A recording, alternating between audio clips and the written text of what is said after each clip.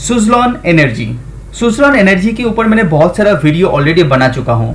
आज के वीडियो के अंदर हम लोग डिस्कस करेंगे सुज़लॉन एनर्जी का जो Q1 का रिजल्ट आया है वो कैसा आया है और उसको चलते कंपनी का जो फ्यूचर आउटलुक है वो कैसा दिखाई दे रहा है और कंपनी फ्यूचर में कैसे ग्रो करेगा उसके बारे में भी क्लियर इंफॉर्मेशन आ जाएगा आज इस वीडियो के अंदर।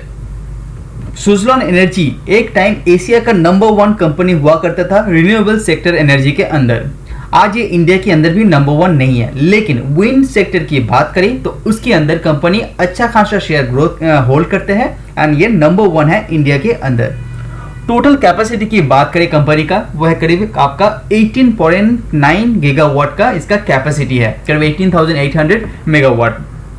उसके बाद कंपनी का जो R&D फैसिलिटी है, रिसर्च एंड डेवलपमेंट फैसिलिटी है, वो इंडिया के साथ साथ कंपनी का जर्मनी के अंदर, डेनमार्क के अंदर, इवन नीदरलैंड के अंदर भी कंपनी का इसका बिजनेस है वो फैला हुआ है। और 18.9 गीगावाट के अंदर 12.9 गीगावाट कंपनी इंडिया के अंदर सर्विस देते हैं और इंडिया को जो 33% विंड का जो कंजप्शन है वो सुज़लॉन एनर्जी के द्वारा पूरा किया जाता है आज भी। कंपनी का ग्लोबली कस्टमर देखेंगे वो है करीब आपका 1800 की ऊपर और कंपनी का टोटल आपका 8900 टर्बाइन आपका एक्टिव आपका अभी दिखाई दे रहा है। तो सुज़लॉन एनर्जी एक ऐसा कंपनी है जो end to end product supply करते हैं, जैसे कि मैन्युफैक्चर से लेके कंपनी का जो सर्विस प्रोवाइड है, आपका कुछ खराब हो जाता है तो भी सुज़लॉन एनर्जी उसको ठीक करके देता है। तो ये पूरा सर्विस जो है वो सुज़लॉन एनर्जी हैंडल करता है। सुज़लॉन एनर्जी के ऊपर कुछ अच्छी एंड कुछ नेगेटिव बातें। सबसे पहले सुज़लॉन एनर्जी जो Q1 2022 में जो कंपनी ने 116 मेगावाट का जो ऑर्डर था उसको कंप्लीट किया है और रिसेंट कंडीशन में दिखाई दे रहा है कंपनी के पास करीब 980 मेगावाट का ऑर्डर अभी तक पड़ा हुआ है, जिसका वैल्यू करीब 5000 करोड़ के ऊपर है। और कंपनी का कोविड के चलते हुए भी परफॉर्मेंस में उतना ज़्यादा इफेक्ट आया नहीं है। उसके साथ कंपनी का जो कॉस्ट कंट्रोल है वो अभी भी अच्छी तरीके से कंपनी ने कॉस्ट को कंट्रोल में रखा है। कंपनी का नेगेटिव या चैलेंजिंग बोलिए वो है आपका कंपनी का जो स्टील का प्राइस है वो कंपनी को थोड़ा सा इफेक्ट किया है। आप दिखाई दे रहा है कि एक साल के अंदर करीब 73.8% का स्टील का प्राइस में इजाफा हुआ है, जो कंपनी के ऊपर थोड़ा सा प्रेशर क्रिएट करते हुए आपको दिखाई दे रहा है। उसी के साथ साथ कंपनी के ऊपर जो कोविड के चलते आपका जो सर्विस का थोड़ा सा प्रेशर कंपनी के ऊपर दिखाई दिया था। और रिजल्ट को आप कंपेयर करेंगे Q1 फाइनेंशियल ईयर 2021 के अंदर Q1 एंड फाइनेंशियल ईयर 2022 के Q1 में कंपेयर करेंगे तो अच्छा खासा ग्रोथ यहाँ पे दिखाई देगा, लेकिन यहाँ पे मार्जिन के ऊपर कंपनी का प्रेशर हमेशा दिखाई देगा। आपका EBITDA की मार्जिन बताइए, इवन द ग्रॉस मार्जिन बताइए, हर जगह मार्जिन के ऊपर कंपनी के ऊपर इफेक्ट इसीलिए आया है कि स्टील के प्राइस के ऊपर इतना खासा ग्रोथ होने के कारण यहाँ पे जो रॉ मटेरियल्स है उसके ऊपर कंपनी का खर्चा बहुत ज़्यादा हो गया था। इसके कारण मार्जिन के ऊपर प्रेशर आपको हर जगह दिखाई देगा। ये स्लाइड आप ध्यान से देखिए, ये स्लाइड बहुत इंपॉर्टेंट है सुज़लॉन एनर्जी के लिए। इससे पता चलता है कि आगे आने वाले कुछ क्वार्टर कैसे होने वाला है। जैसे कि यहाँ पे डिटेल्स में दिया गया है सेंट्रल ऑक्शन के द्वारा कितना इसके पास ऑर्डर बुक है, स्टेट के द्वारा कितना है और टोटल कितना है। और टोटल जो ऑर्डर इसके पास है उसका कन्वर्ट करें RS के हिसाब से तो ये बनता है 5626 करोड़, जो एक अच्छा खासा ऑर्डर बुक सुज़लॉन एनर्जी के पास है। तो आगे चलते कुछ क्वार्टर के अंदर ये ऑर्डर कंप्लीट कंपनी पूरा करेगा और इसका रेवेन्यू आपको आता हुआ दिखाई देगा। इंडियन गवर्नमेंट का कुछ रिसेंट पॉलिसी कंपनी के लिए बहुत फायदेमंद हो रहा है, आगे आने वाले कुछ क्वार्टर में ये होने वाला है। जैसे कि रिन्यूएबल एनर्जी के ऊपर गवर्नमेंट का ट्रस्ट, उसके साथ साथ आत्मनिर्भर Bharat and make in India, ये तीनों की जो नारा है ये कंपनी के लिए फ्यूचर में ग्रोथ प्रोस्पेक्टस दिखा रहा है। इस स्लाइड के ऊपर कुछ ऐसा इंफॉर्मेशन है जो आपको बहुत हेल्प करेगा सुज़लॉन एनर्जी के ऊपर इन्वेस्ट करना है तो। जैसे कि आप देख पा रहे हैं स्क्रीन के अंदर थर्मल के ऊपर कंपनी, आपका पूरे इंडिया की बात कर रहा हूँ, थर्मल के ऊपर 60% का आपका कंट्रीब्यूट है, लेकिन रिन्यूएबल एनर्जी के ऊपर 25% का अभी डिपेंडेंसी है जो पावर का सप्लाई के हिसाब से, और हाइड्रो के ऊपर आपका 12.1% एंड जो न्यूक्लियर है उसके अंदर माइनर सा है। लेकिन देखने वाली चीज यहाँ पे ये है कि जो कंपेयर कर रहे हैं 2019 से लेकर 2021 तक, जो थोड़ा ही जस्ट आपका थर्मल के ऊपर ग्रोथ आपको दिखाई देगा, जस्ट 8.45 गीगावाट।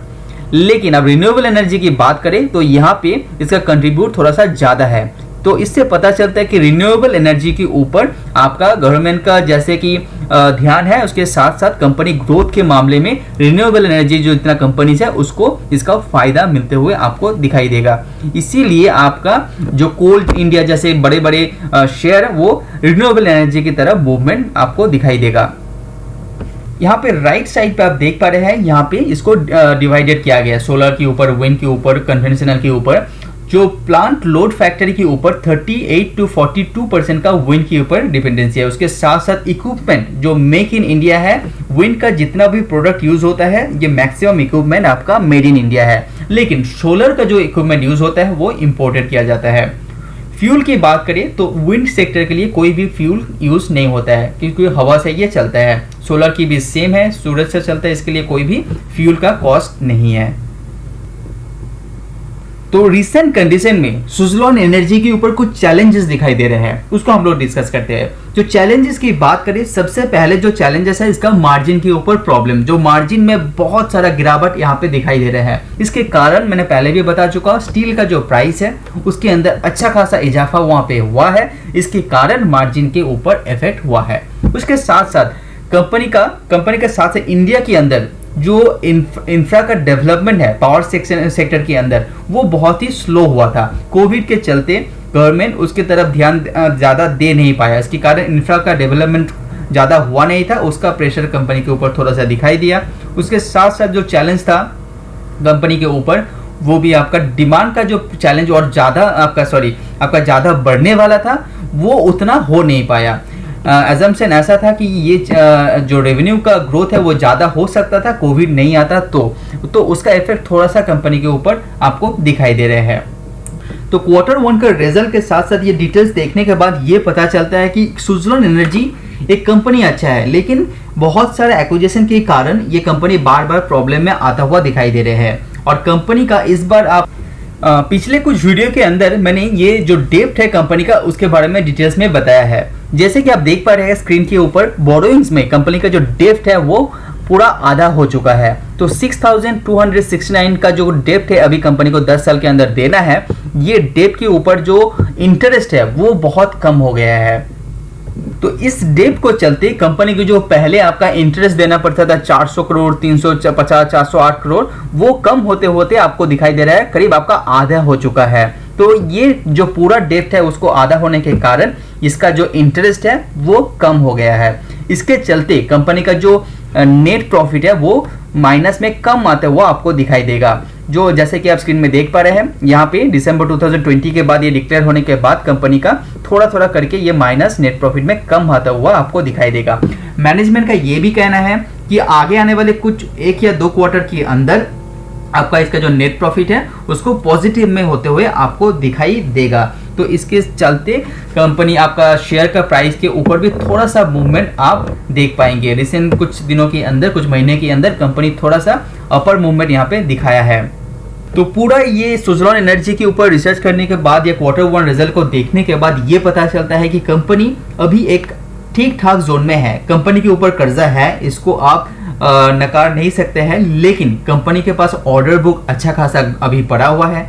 कंपनी कुछ अच्छा खासा ऑर्डर के लिए अभी उसका वेट भी चल रहा है। तो ये आगे चल के ये ऑर्डर कंप्लीट करेगा तो इसका रेवेन्यू कंपनी को मिल पाएगा। तो कंपनी जो पहले बहुत सारा नेट प्रॉफिट में नेगेटिव दिखाता था वो वहाँ पे कंपनी कंट्रोल में आ चुका है। और इसका जो डेप्ट है वो रिस्ट्रक्चर होने के कारण कंपनी का जो इंटरेस्ट है वो भी कम हो चुका है। तो ऐसा लग रहा है कि इंडियन गवर्नमेंट जो रिन्यूएबल एनर्जी के ऊपर ध्यान दे रहा है, इसको फायदा सुज़लॉन एनर्जी को भी मिल रहा है, क्योंकि ये एक टाइम का नंबर 1 कंपनी हुआ करता था एशिया के अंदर, जो इंडिया के अंदर अच्छा जोन में अभी दिखाई दे रहा है। तो इसके ऊपर अब अच्छी तरह से रिसर्च कीजिए और एक मल्टीबिगर रिटर्न देने का ये सक्षम हो सकता है। तो इसके ऊपर रिसर्च कीजिए और इसके ऊपर आप दाव खेलने का कोशिश कर सकते हैं। तो वीडियो में बने रहने के लिए धन्यवाद। सी यू ऑन नेक्स्ट वीडियो। अगर आपको मेरा वीडियो पसंद आ रहा है तो लाइक एंड सब्सक्राइब कीजिए।